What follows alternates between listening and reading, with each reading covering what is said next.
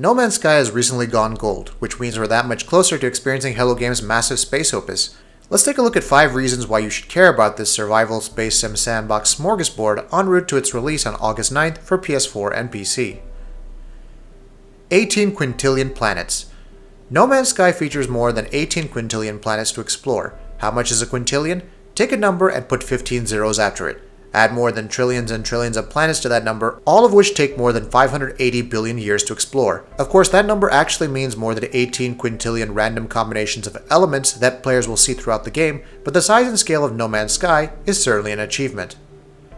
Randomly compactly generated. You often hear about procedural generation and the areas, items, settings it's capable of generating. Games like Borderlands are a good example, since they feature procedurally generated guns, when in actuality, it has numerous combinations of certain factors. The procedural generation No Man's Sky is much more epic, because it randomizes the flora, fauna, climate, geography, color palette, and much more when designing a planet. It does this without requiring a huge amount of space either. According to Hello Games, No Man's Sky takes up roughly 6 GB of space on disk. Play how you want. Many have questioned what you actually do in No Man's Sky, and the answer is, well, a lot. Thanks to the degree of freedom available, it's easy to become overwhelmed with things to do. Players can basically travel to any planet they want, moving from space to planet side in real time, engage in dogfights that range from simple to multiple warring ships, gather resources, and upgrade your ship to reach the center of the universe, battle on the ground, explore, and even name various exotic species. Many of these things are done for the sake of progressing further. But it will be interesting to see how all of these elements create that continuously fun feedback loop of gameplay. Share your discoveries.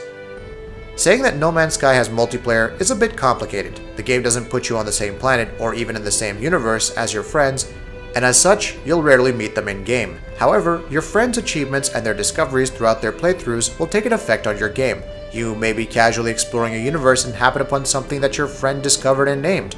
That adds a bit of intrigue to your overall journey, and if nothing else, allows you to talk to your friends about your respective discoveries. Easy to get into. No Man's Sky is equal parts sandbox and survival game as it is space sim and sci-fi. However, it's possible to completely forego those sandbox elements and stick to space battles or exploring on the ground. Many accuse the game of being a simple walking simulator, but if you want to do nothing and just walk around naming species and then engaging in battles, then you can do so without anything holding you back. Progression systems are in place, sure, but on the whole, No Man's Sky looks easily approachable and a game that offers enjoyment whether you play it for an hour or days on end.